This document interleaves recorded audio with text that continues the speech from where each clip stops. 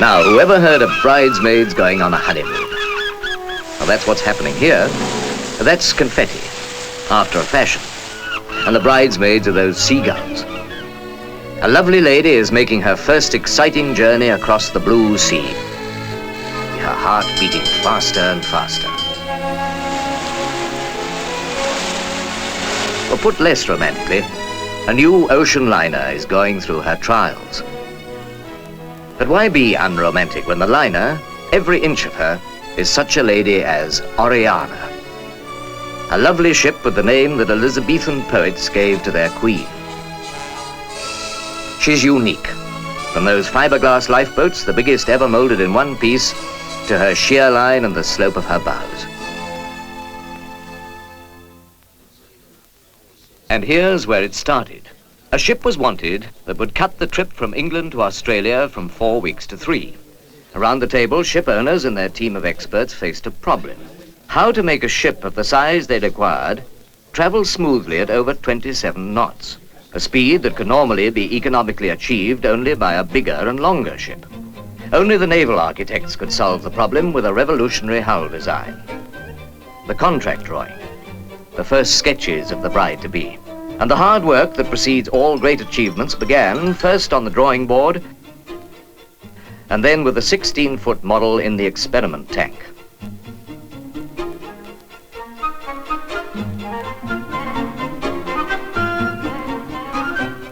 Tests in calm water, with the model linked by tension testing devices to a traveling gantry, showed the experts how the hull should be shaved and refined for top performance.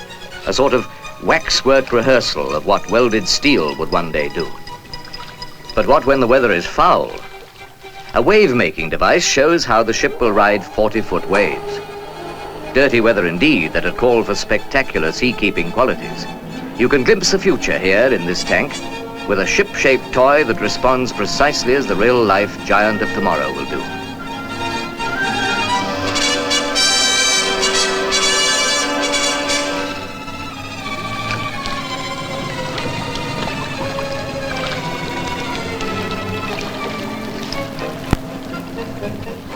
They tested the model, shaved it to an even better shape, continuously checking by slide rule until they could claim perfection. The graceful shape of the liner-to-be was worked out on what was virtually a toy ship in a very scientific bath. It's not easy to realize how elegant, how feminine a ship will seem when she's afloat, because it's a rough, tough, strong man's job building her. Right from the moment the job numbers daubed on the first plate. 1061. That's the lady's maiden name, believe it or not. She'll be Oriana only when she's wed. The hull planned in prefabricated units, each weighing up to 40 tons. Shipwrights like Abbottson there would call the cranes with his whistle, or once the keel-laying flags were away, with choice curses. And they'd haul the units into place like pieces in a giant construction. These welders have, to a large extent, turned riveting into shipbuilding history. Men who've been building ships for generations work metal like those wax models in the test tanks.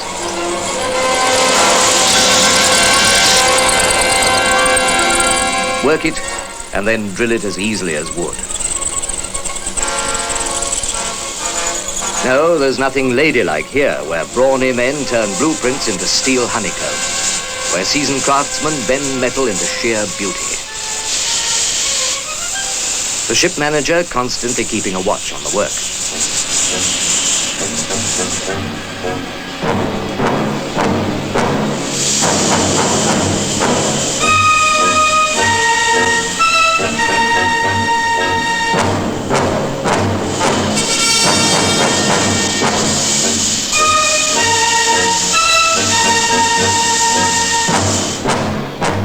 Now the prefabricated parts are hauled out to this giant's playpen round the building slip, where a new generation of monster cranes can pick them up like parts in a do-it-yourself kit.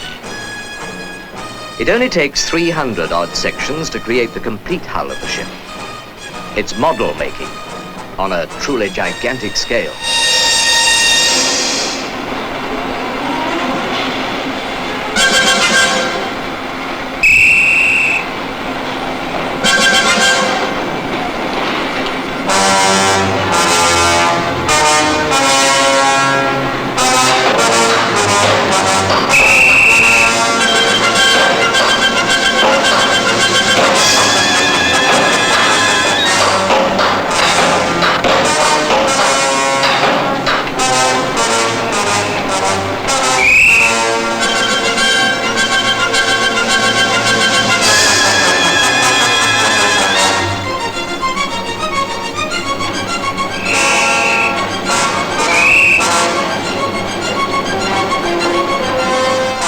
Tank side brackets and protruding frames close in for the welders to join them together. Section by section.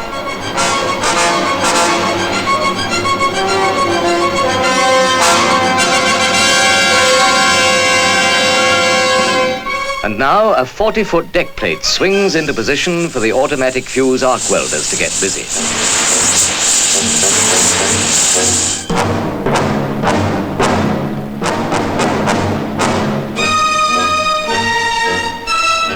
Spot on.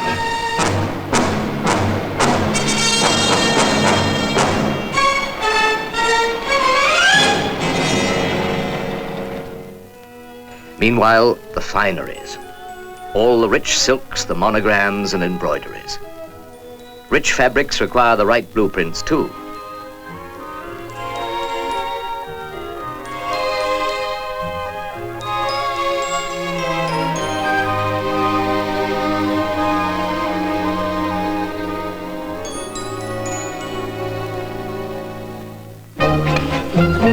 Now the turbines. Superheated steam drives them at up to 10,000 revolutions a minute. In all, there are over 26,000 delicate blades of stainless molybdenum steel. One of the two main gear wheels. Weight, just 60 tons. Something curvaceous in this clanging workshop. A raw hint of the loveliness there'll be when the welding's done. Soon, elegant travellers will dine here in the restaurants to be. They'll remember Edek, perhaps, for blood melon served with ginger, while one of the welders remembers the blood blister he got blowing that aluminium superstructure off.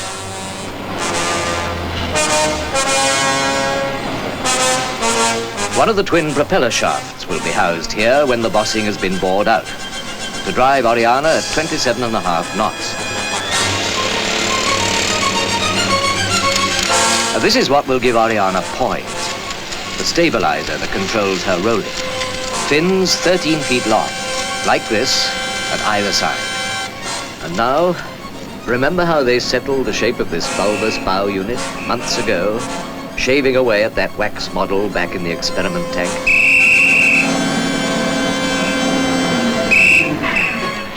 That's light aluminium alloy.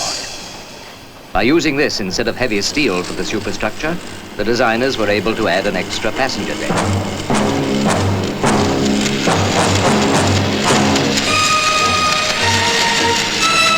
Gulliver performed feats like this by hand in Lilliput.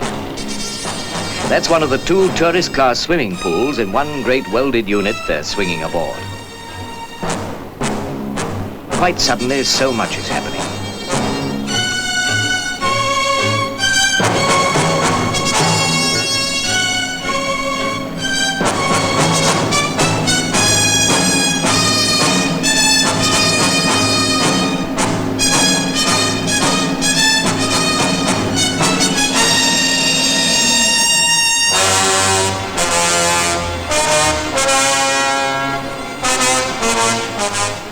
The port propeller, 19 feet diameter, 28 tons of manganese bronze, with a thrust of 160 tons, that'll churn the blue sea behind her into a river of foam.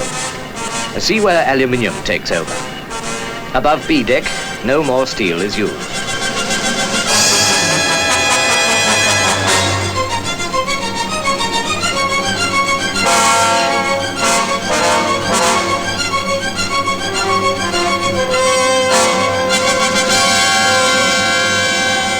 Oriana has secondary propeller assemblies as well as her two main ones, so that she can do delicate maneuvers in narrow waters and glide gracefully into any berth. For these, she has steel casings across her line at bow and stern, the equivalent of a built-in tug at either end. That makes her captain the first man who can stand on a liner's bridge and say, "Full speed, sideways." A load of plumber's pipes goes aboard, the scuppers. Things are getting more nautical now every minute. Winches, bollards, bulkheads, capstans, guffs, and larboard jiboo-bars. This is the vocabulary of the sea that the promised bride is acquiring so fast. But what miracle speed is this? Everything already so shipshape? One of the decorative architects walks through cabins and alleyways for which he's been responsible.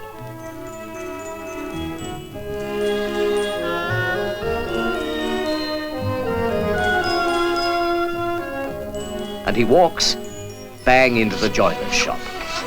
For these are sample cabins built ashore as the shape of things afloat that are still to come. Oriana's wedding preparations take many scrupulous forms.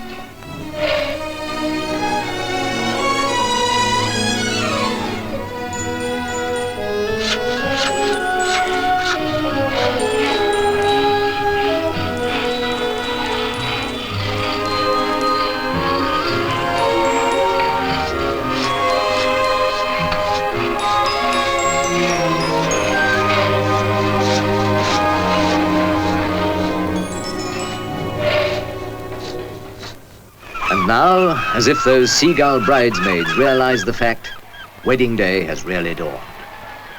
Christening day it's called, but with ships, wedding and christening are one.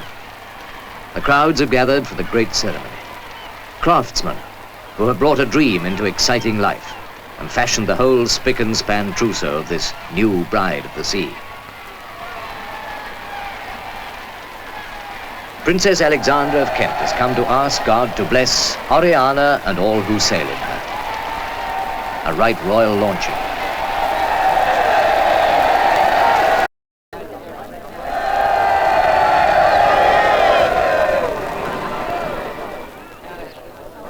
Name this ship Oriana. May God bless her and all who sail in her.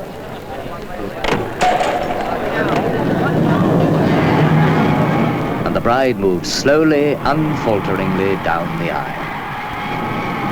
With half the population of Barrow-in-Furness to give her away and wish her well.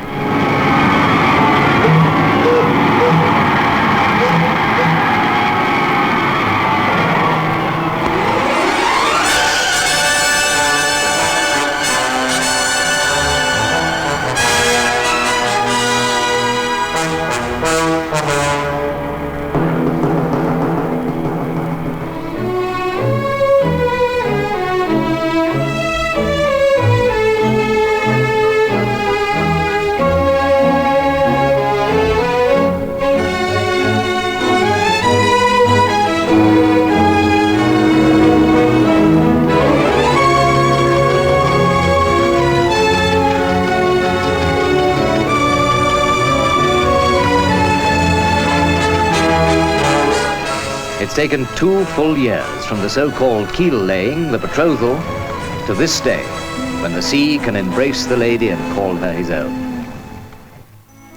And there's still a lot to do on what you might call her going-away clothes. It's a meticulous craft designing dresses and decor for this particular lady, picking the shades and the perfect texture for her curtains, her carpets, her chairs. She must be dressed so that she goes on looking lovely for many and many a busy year.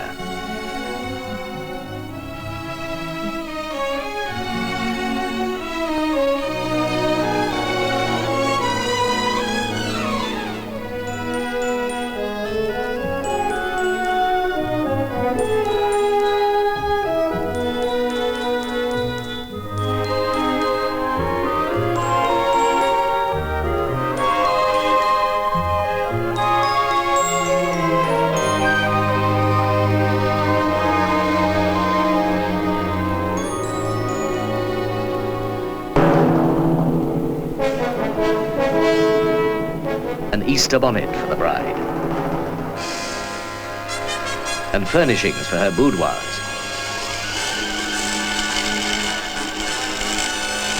Underfoot elegance there must be, and first the teak timbers are counterboard to hold them fast to the deck plates. Now caulking, the one thing that's scarcely changed since man first began building the smallest boats.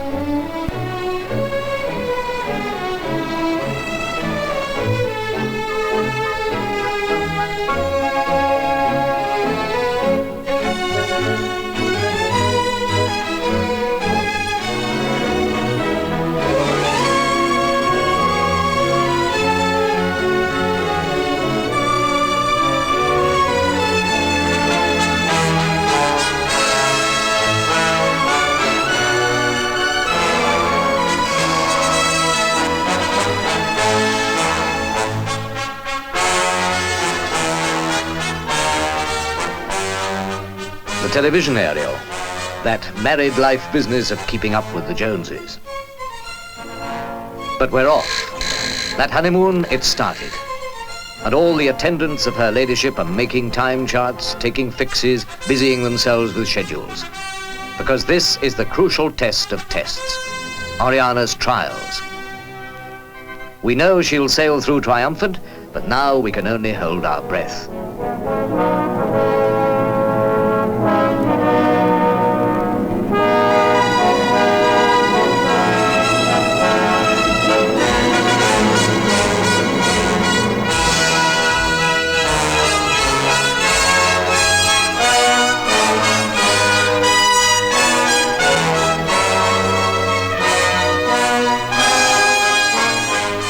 Two captains. One is in charge just for the trials, a pilot representing the builders. In command until all is approved and sealed and signed. And tantalizing it is for him, the best man, so to speak, so temporarily responsible for all 40,000 tons of her. From the compact console in the control room, the most modern one built, down to every individual sailor in the crew, 900 strong.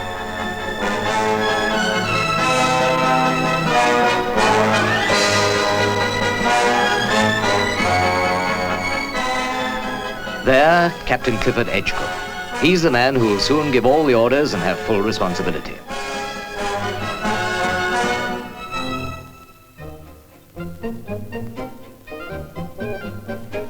The first automatic baggage system ever installed in a ship. Those suitcases have a lift journey to storage through 7 decks. The Starn Gallery Bar, a peaceful sun trap. The first-class gallery. Those shipping directors have good reason to be proud of the biggest liner ever launched from an English yard.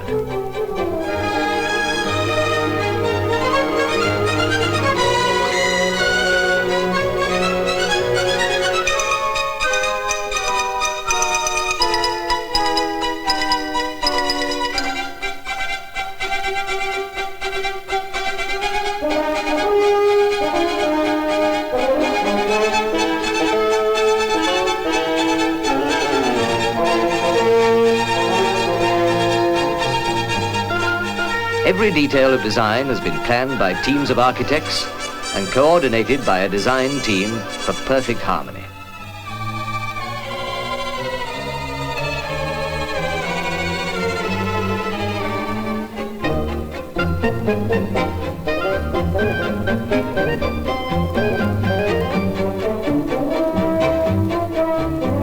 Even the ashtrays have been specially designed for Oriana. Here's Oriana's own television station. Closed-circuit television all through the voyage, network programs when the ship's in port. Her receivers are adaptable to all the different live programs of all the ports and countries along her route. You can take your choice for an evening's entertainment. The liner's lush plush cinema, or television in cozy viewing lounges, and in some of the cabins too.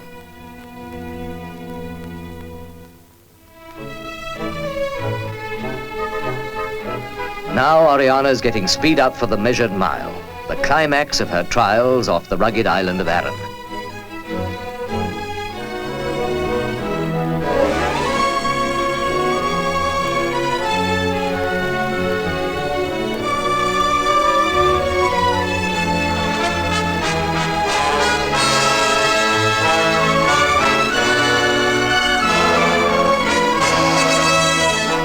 This electronic revolution counter was installed specially for the trials. In severe weather conditions, she did a mean speed of over 30 knots on this mile. She's lived up to her builder's ambitious expectations and her owner's hopes and requirements.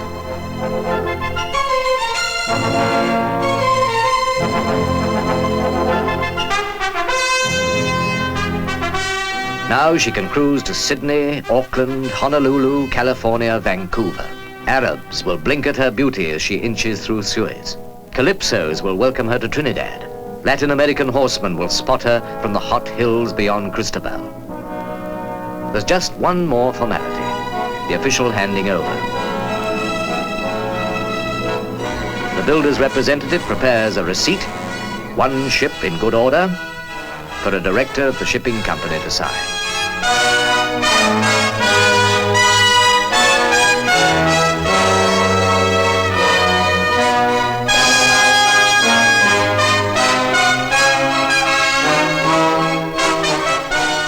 Now she's a ship of the line, and everyone in Britain shares the thrill, for ships are in our blood. We learn to love them when we're still learning our nursery rhymes. Ride a cock horse to Banbury Cross to see a fine lady upon a white horse. And this is the sort of fine lady we're so often thinking of, on these sort of white horses. Ride them, Oriana. Show your beauty around the world.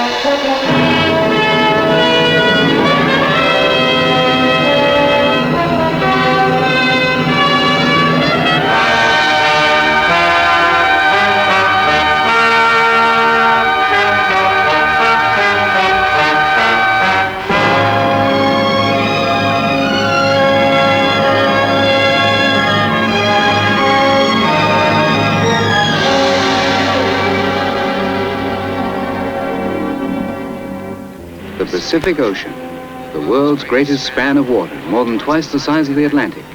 Once a hazard to be feared, now a waterway for smooth, luxurious travel. From the rocky shores of the North American continent to the softly caressing breakers of Hawaii, and to the Fiji Islands, and onward again to the wide beaches of Australasia.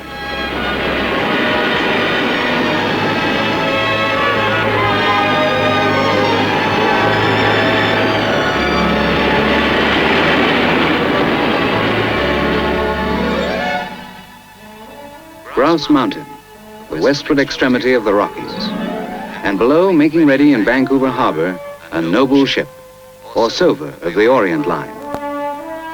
Truly a noble ship, British-built, operated by a British line that learnt seafaring in the great days of the clippers. British experience and skill, thorough, steady British seamanship.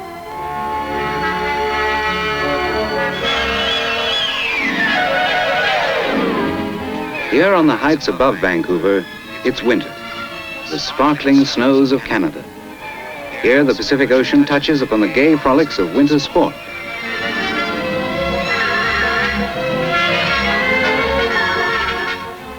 And beneath the snowline, the great Lion's Gate in Vancouver Harbor, Canada's gateway to the Pacific. The Pacific. What a mystery it held for the old West Coast Indians who left behind them such totem poles as these. Men familiar with the icy patterns of winter, but who never dreamt of a great capital city down there on the waterfront, where the Orsova, ready to put to sea, today awaits her passengers.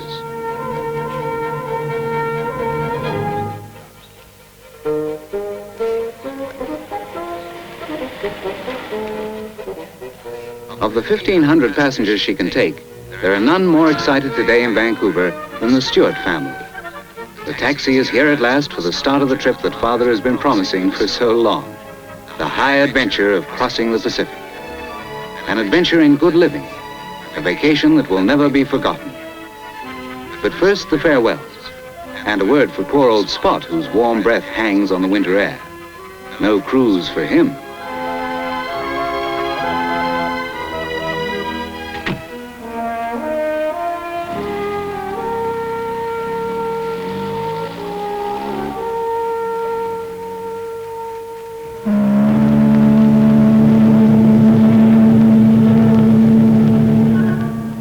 All aboard, gangways away. A long last look at home. Their last glimpse of winter. The adventure into stimulating travel is beginning.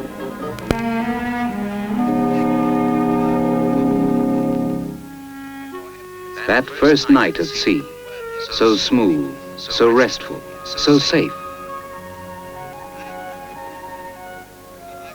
Safety is in the right hands. While our passengers sleep after the excitements of the day in their cabins below, these men keep watch. Here on the bridge are the eyes, the ears, the sensitive brain of this great modern 29,000-ton vessel steaming into the Pacific night with some 2,000 souls on board, passengers and crew. Tried men, these. Men with all the hereditary skill of British seamanship. Conscientious men, unsparing in their service. A service day and night that never rests. A service which makes sure, too, of every up-to-the-minute device that aids 20th century navigation. Safety in experienced hands. And effortlessly, punctually, comes the arrival of the first port of call. Just 40 hours out from Vancouver and right on schedule, we're berthed in the port of San Francisco. And in San Francisco, that glamorous, fabulous city, 36 hours ashore.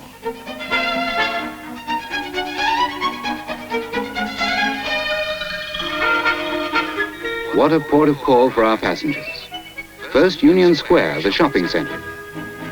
The steep city that insists upon keeping its antique cable cars in spite of all the wealth and material progress which this great United States Pacific community enjoys. The cable cars, which seem to belong to the glory and turmoil of the past, live on as part of the turbulent glory of the present.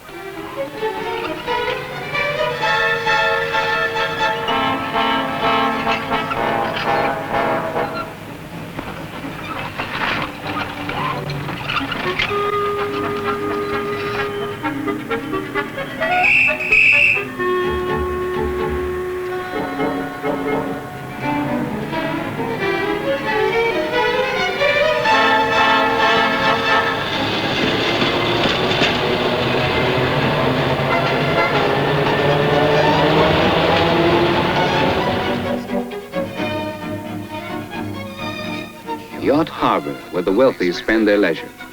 And beyond, a glimpse of the somber side of life.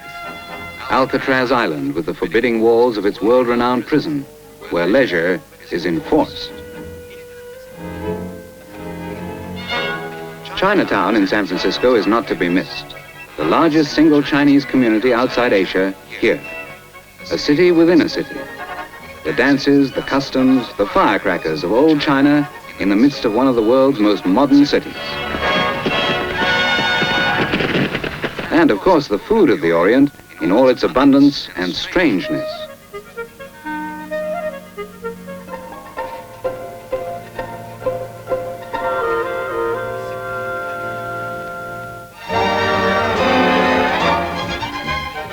Fisherman's Wharf, where you'll find the Italian community, and a fleet which from November to August heads out into the Pacific for deep-sea fruits and shellfish. Here, ocean produce comes immediately to market.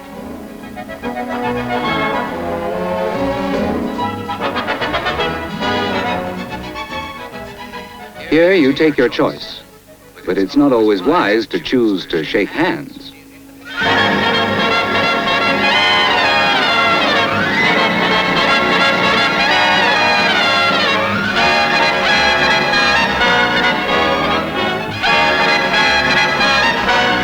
Nightfall in San Francisco.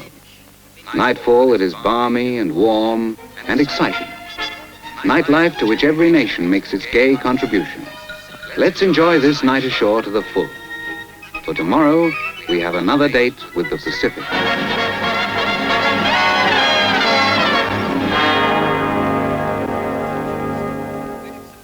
Here is an announcement.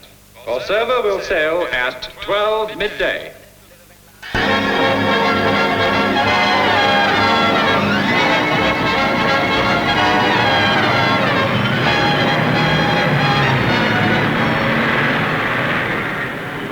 And now from San Francisco's Mark Hopkins Hotel come American passengers to join us. Dr. Foster, who is a professor of biology in an American university, is taking a study trip to New Zealand. And Mr. Kane is not a weightlifter, but an executive on a serious business mission. Although they're not on vacation, they will join the holiday mood of the voyage.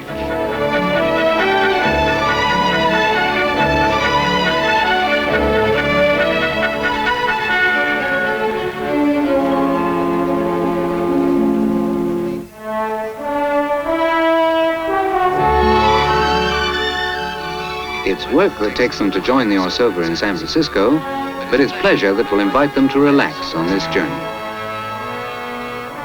They set off beneath one of the world's wonders, this vast Golden Gate Bridge, with a center span of 4,200 feet, which took 4 years to build and is the greatest suspension bridge in the world.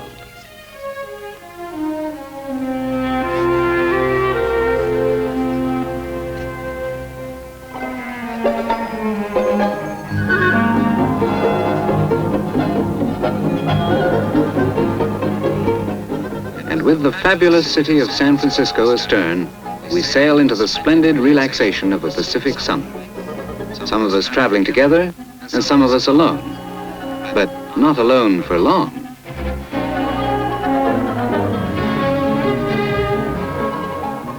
For the Stewart family, winter is now forgotten. They have found their sea legs and feel entitled to lie about.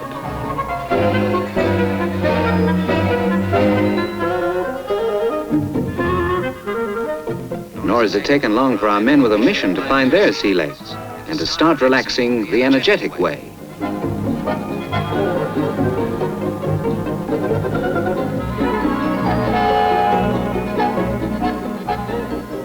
Nor has it taken long for Derek and Susan, who were traveling alone, to discover that two is company.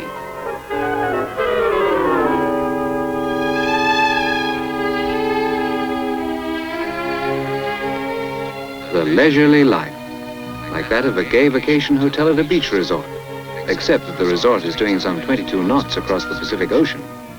Plenty of space for everyone to follow their bent, to be energetic or just to be relaxed before the next port of call.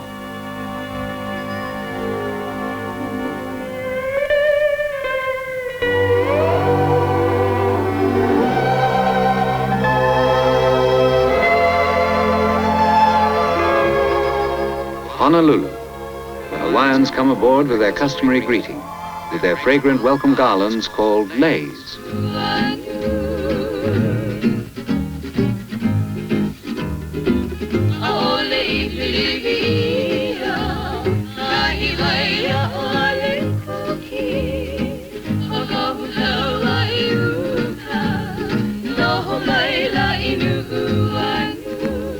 Hawaii is the home of the hula dance, in which every movement means a powerful life.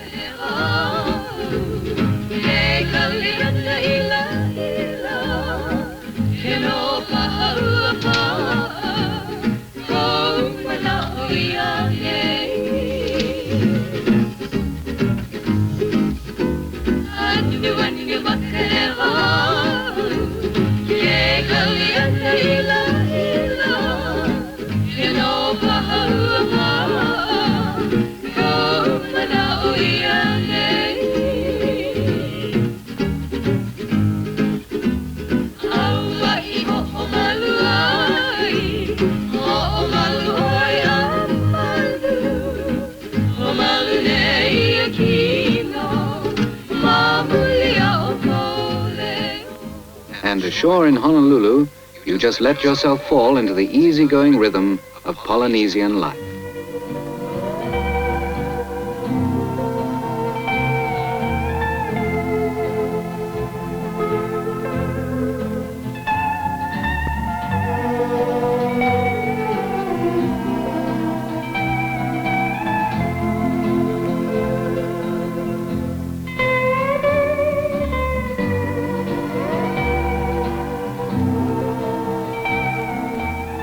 And you enjoy one of the world's most famous waterfronts, Waikiki Beach, where the water remains at about 78 degrees Fahrenheit, or, to put it more plainly, irresistibly warm.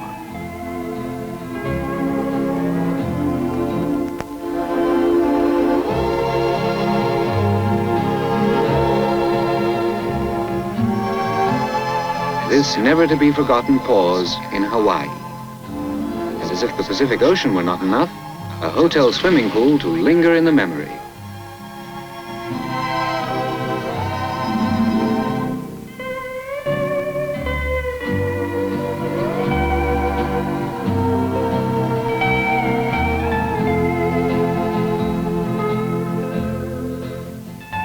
"70% of the world's supplies of pineapple comes from these islands.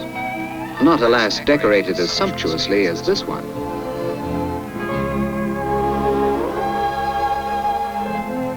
The Orsova takes the best of the local products that can be obtained, restocking with luscious pineapple whenever she calls at Honolulu. And who can blame her?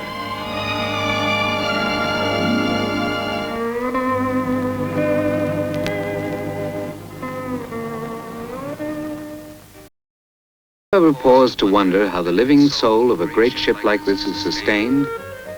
Well, here is a staff commander's routine daily conference, in which every detail of the passenger's well-being aboard this great ship is worked out. The purser is here, together with those in charge of the ship's entertainment. One result of their deliberations is the Good Morning news sheet, which Mrs. Stewart receives with her breakfast in bed.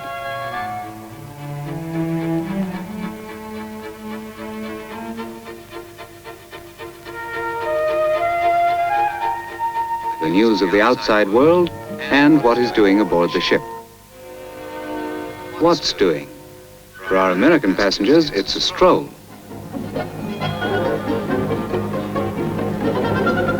For the many children on board, there are fun and games in complete safety in expert hands. You may keep your children with you, of course, but plenty of children prefer this life on their own.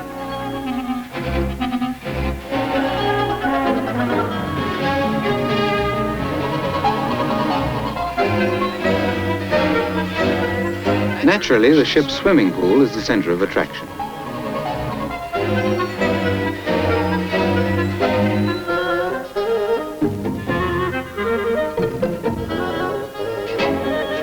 There's no real need in this climate to feel the water before you plunge in. Or shall we, right here in mid-Pacific, go shopping and find a purchase worthy of Bond Street or Fifth Avenue?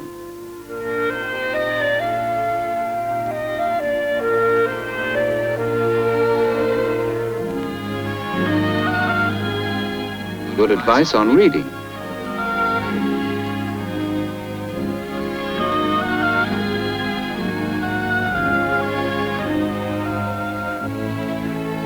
But for writing in the Red Gallery Lounge, no advice is needed, only quiet.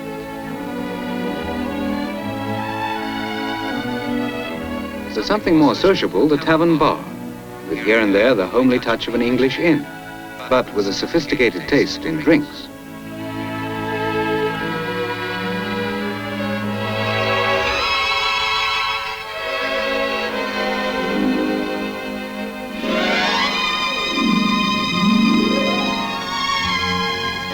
The captain's thoughts are elsewhere. There is land ahead, the Fiji Islands, one of the discoveries of Captain Bligh of the Bounty. Fiji, hundreds of islands spread over 100,000 square miles of the Pacific. Islands of happiness, friendliness, and graceful living.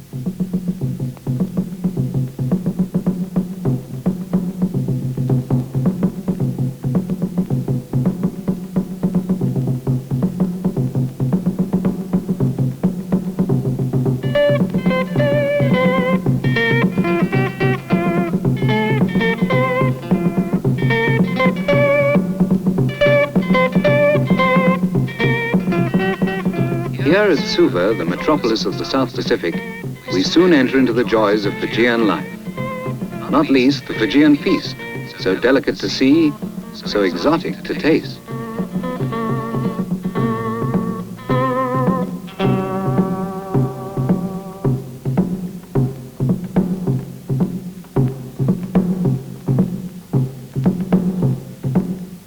A brief spell ashore, but an unforgettable experience of sun and happiness and music. And then the dignified ceremonial of a Fijian farewell as the Orsova pulls away to resume her voyage to New Zealand. And decks, remember, are not just built for games and dancing, for sunbathing and swimming. These men of the Orient Line go about their sturdy tasks which are needed to keep their vessel in trim as she puts to sea. The bosun, the deckhands, and the chief officer, all of them watchful and alert. In their safe hands now, she heads for New Zealand and Australia.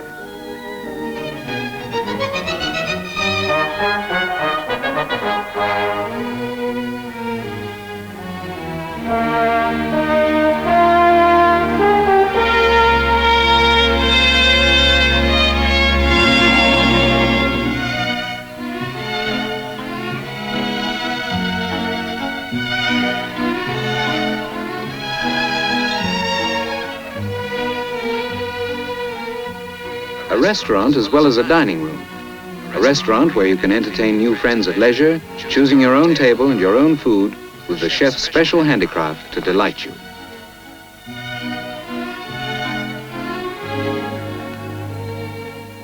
Now the men on deck prepare for the arrival in New Zealand, and we enter Waitemata Harbor, a Maori name meaning sea of sparkling waters.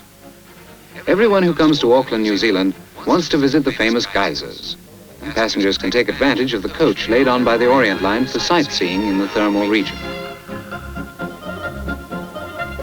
At Rotorua, more than 900 feet above sea level, the world-famous geysers fill the air with wonder.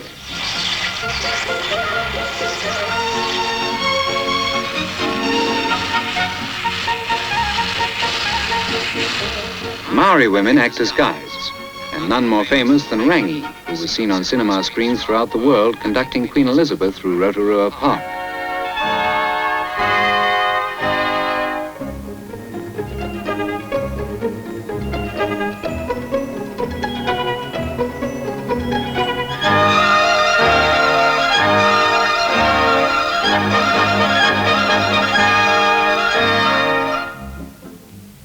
The place of absorbing interest, not only for the steam blown off by nature, but for the bubbling mud.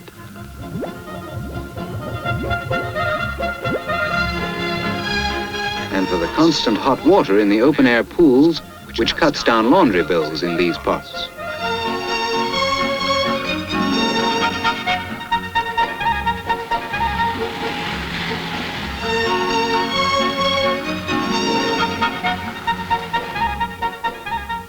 For the Orsova passengers, this quick but memorable trip by New Zealand mountain roads. But by evening, we're back on board, setting course towards Sydney. The last leg of the voyage, the last few precious days of vacation. Some are expert at deck games. Some are expert at sleeping between meals. Some are working up an appetite. A good many have managed to brush up their bridge.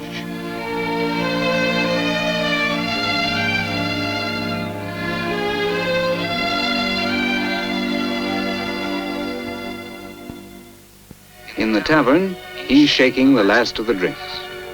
And some are drinking to many happy memories.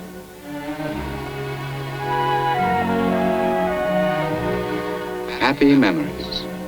Memories which perhaps will not come to an end with the last dance on board the Orsova.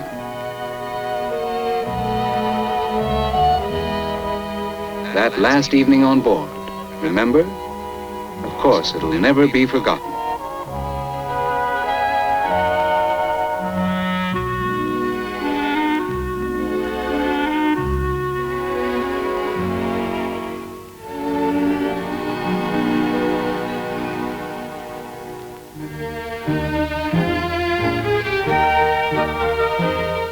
With the morning, the massive span of Sydney Harbour Bridge and a berth in one of the world's superb natural harbours.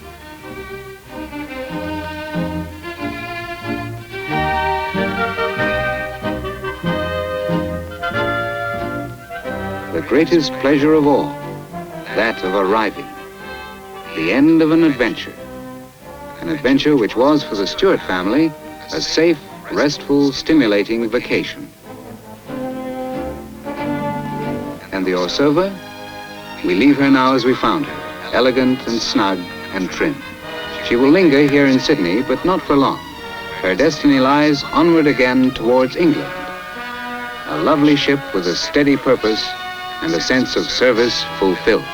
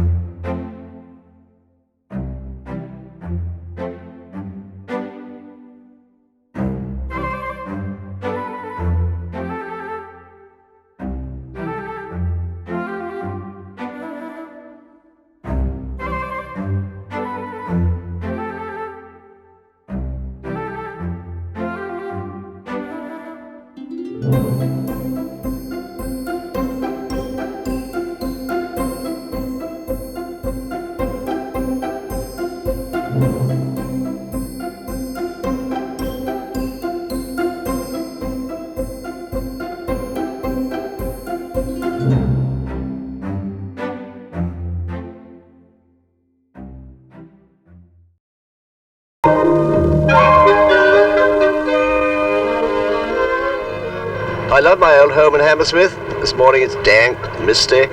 Upon my word, I'd almost rather be back where I was 3 days ago.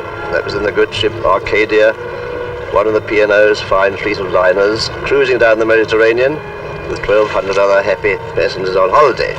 Cruising to me is the most painless way of going abroad, and it's the surest and certainly the soonest way of seeing the sun. Yes, we left on Saturday morning, you see, and by Monday morning we were in bright sun, blue sea and blue sky off the coast of Spain. There's no trouble about visas, there's no trouble about that beastly travel allowance, no trouble about rooms in fine hotels and all that nonsense. And by the way, you can take as much luggage as you jolly well like. The days at sea are lazy and delightful. You can do anything you like or nothing at all. You can play deck games or swim in the pool, sit in the sun and bask and burn. Then in the evening you can dance, play bridge, read a book, gossip, gaze at the stars above or the pretty girls below. There are generally a good many. Then at the ports of call, Dubrovnik, Naples, Lisbon, or whatever it may be, you can go on some of the very well-run expeditions and see the sights, or you can stroll about the town and have a nice meal at a cafe or a restaurant, or do both if you like. You'll travel about 4,000 or 5,000 miles and you'll see a little of the world, but you'll learn a lot about your fellow countrymen who come from every corner of the kingdom.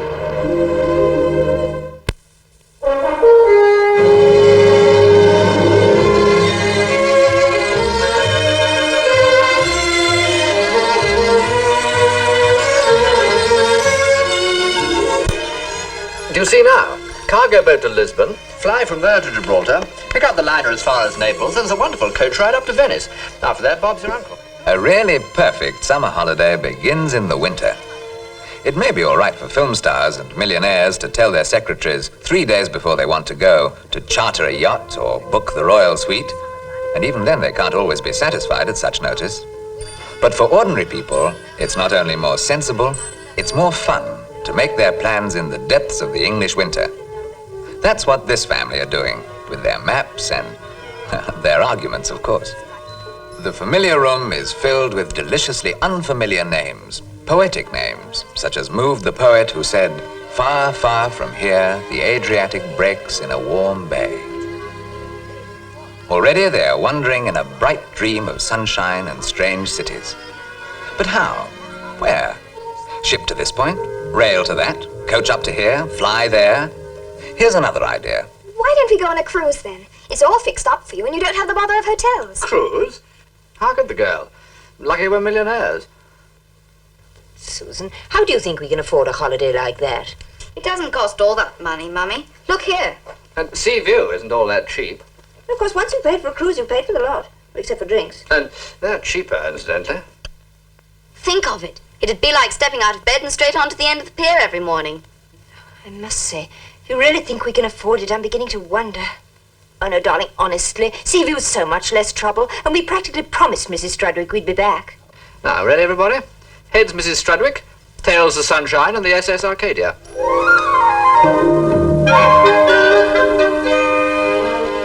To any normal person, there is nothing in the world quite so fascinating as a great ship. Ships have always been romantic and adventurous, but when you come to think of it, it's only in the last century that they've been romantic and adventurous and luxurious. It was clever of man to build little wooden things of 70 tons that somehow got across the Atlantic, with the crew eating salt pork and awful old fish.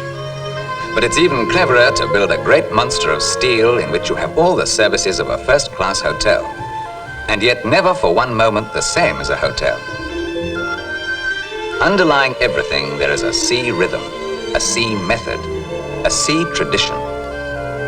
The 30,000-ton Arcadia is one of several giant liners cruising regularly from London or Southampton. Choosing a cruise is rather like choosing a necklace. You decide which ports of call to string on the thread of your voyage. But on a cruise, the thread is beautiful too. Imperceptibly, you slide into change. You are off Cape St. Vincent almost before you realize it. The air gets warmer, the light gets brighter. All cruising liners have a lot of decks. The boat deck, the promenade deck, and a whole lot of just decks. But undoubtedly, one of the most popular is the games deck.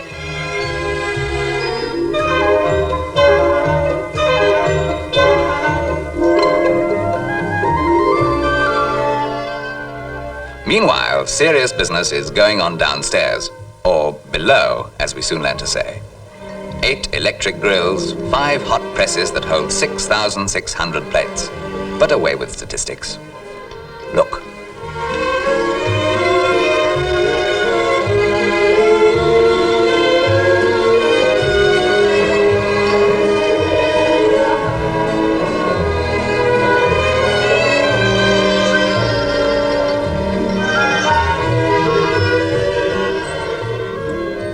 Why does luxury at sea seem so much more exciting than, well, ordinary luxury? Perhaps it's the contrast. Here you sit enjoying the finest fruits of civilization, and all the time the sea is only a few feet away.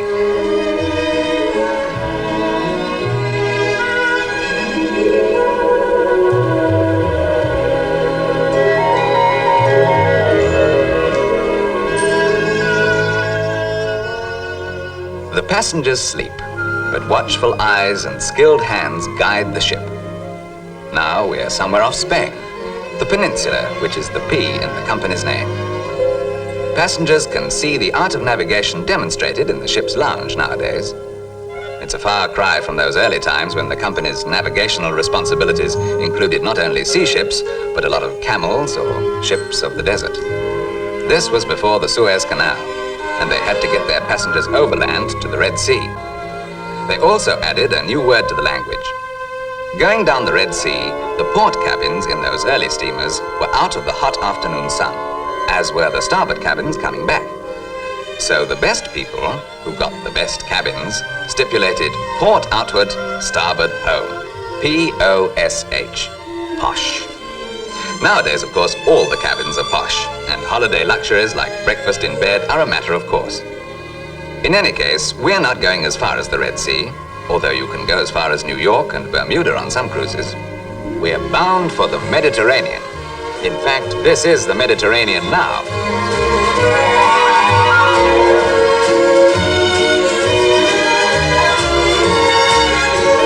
A cruising liner is big enough to have nice, quiet corners, where you can, if you want to, get away from it, or them all.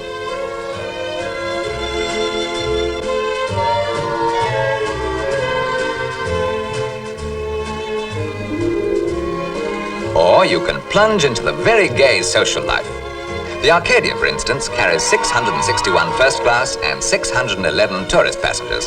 That's 1,272 people. And incidentally, a crew of 711 to look after them. There are absolutely bound to be some people you like among 1,272. In fact, there is something about cruising which makes the proportion of people you like higher than it would be among, say, 1,272 people in Oxford Street in the rush hour.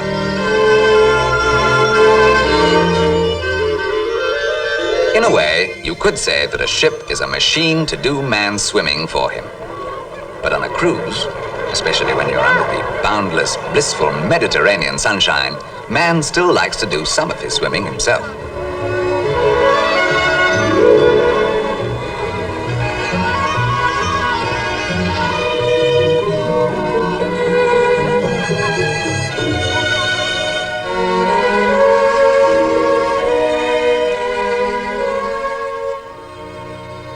Now, for the first time, down the gangway into a foreign land.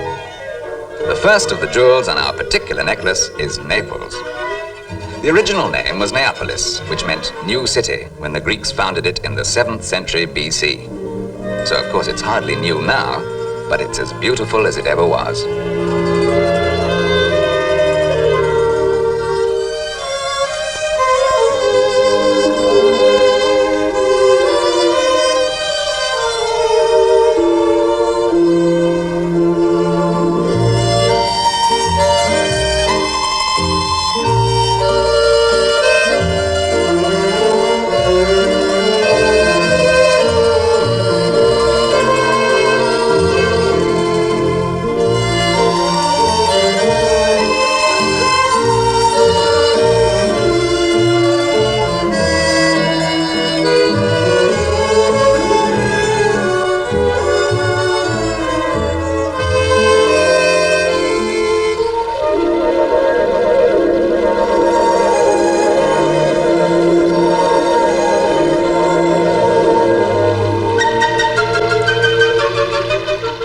In the time ashore, you can have a trip to Rome, Pompeii, Vesuvius, Amalfi, Sorrento, Capri, or Ischia.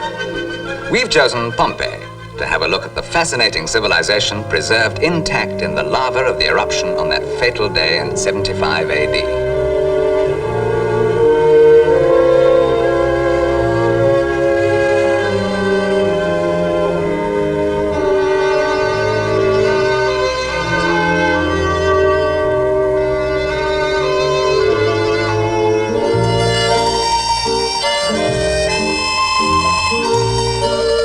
No one ever forgets a first impression. And you can't get a stronger first impression of a place than by coming into it from the sea, walking and riding round it, and of course having one of its meals. You could come back later and stay a fortnight, but you wouldn't erase that first impression. You wouldn't forget the boys diving for money.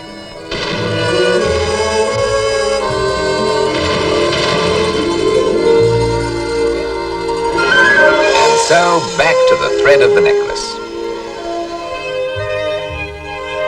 You head the letter grandly somewhere in the Mediterranean. But sometimes it's difficult to remember what day it is. But as one day slides into another, there's plenty to do.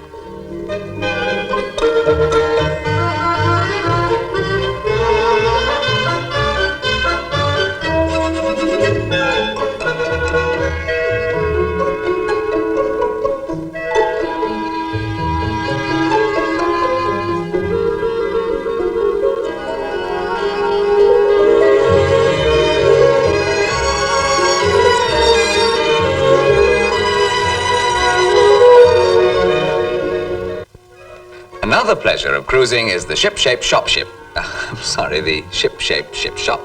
Well, that is the ship-shaped shop of the ship, not merely the shop of the ship-shaped ship. A ship shop is like one of those village shops where you can buy practically anything. Only, of course, it's smarter than a village shop, more ship-shaped, in fact. Now, there's some celebration shopping being done here.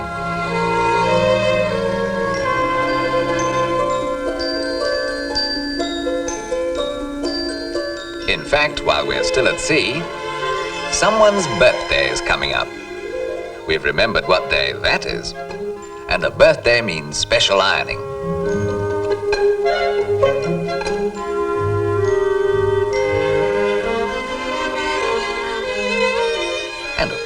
special hairdos.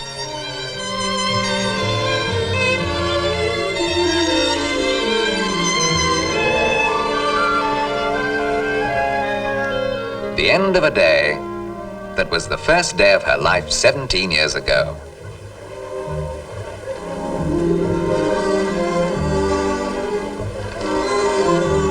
This day is too important to be just one of the dreamlike procession of days on a cruise. There are clocks, there are calendars, there are reminders of the outside world which we have consulted. It's the same date here as it is at home, in the ordinary time of the workaday world. But this is a new time, a new dimension for a birthday. A happy birthday at sea.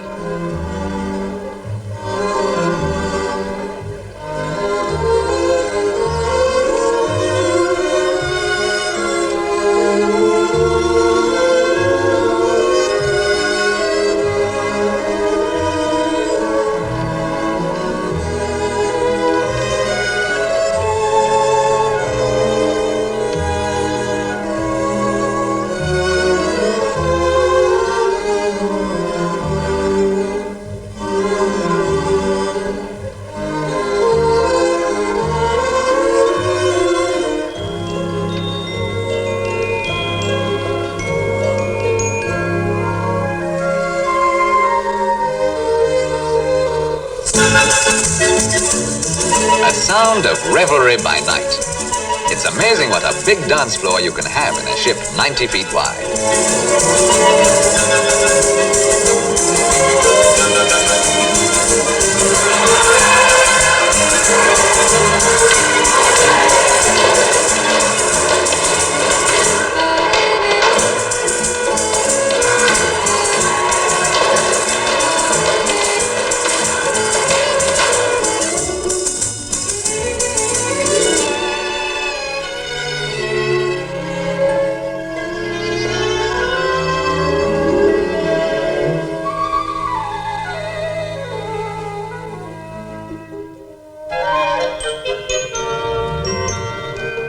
Now we are at our furthest point from home.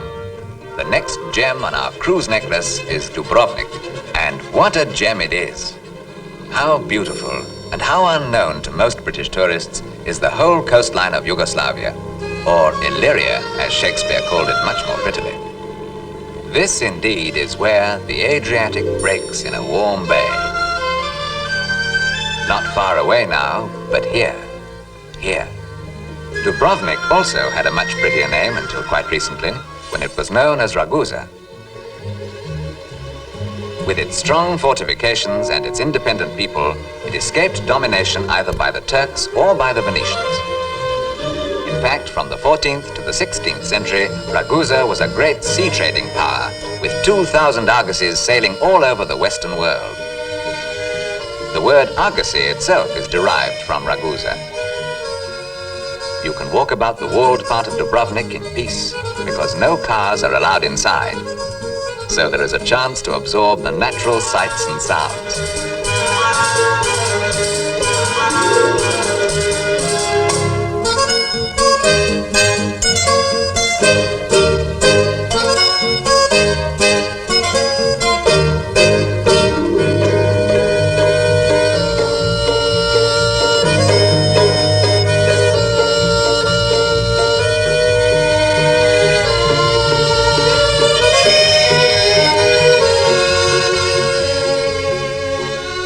If you're lucky, you may see the courtyard of the famous Rector's Palace, where there is an orchestral concert or one of the dazzling Yugoslav folk dance displays in its courtyard.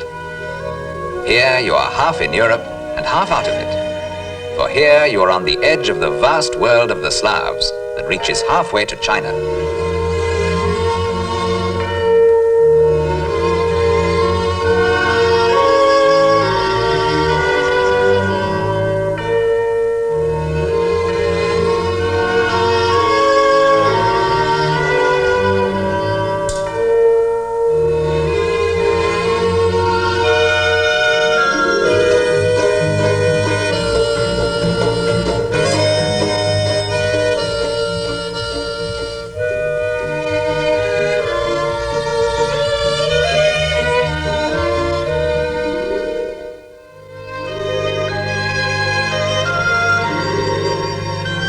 Straits of Messina, between Italy and Sicily, we're at home again.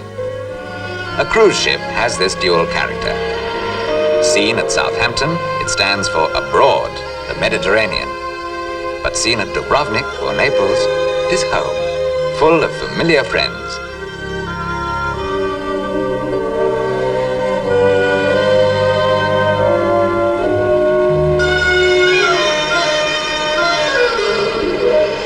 And so to the last jewel on our particular necklace. Up the broad Tagus to the heart of Lisbon, a town of churches, palaces, gardens, palm trees, music.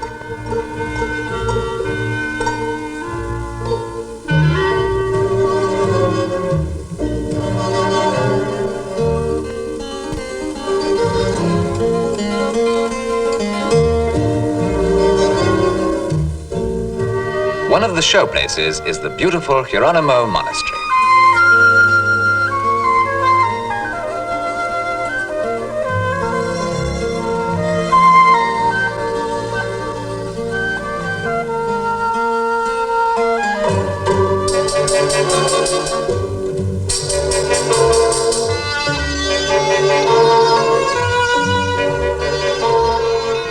After Dubrovnik, there is among the palaces and gardens a familiar feel, a European feel.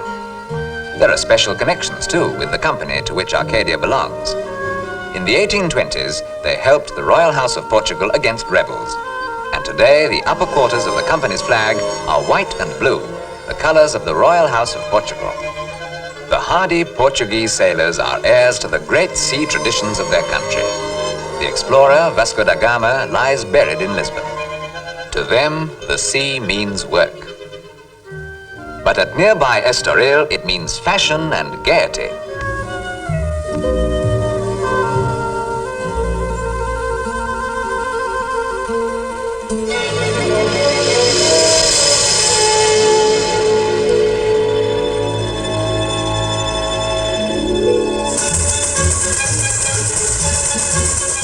The fancy dress ball. There's no anticlimax on a cruise. There's only a lot of sea between us and home now, but the social life of the ship is just working up to its climax. There seem to have been plenty of young men among those 1,272.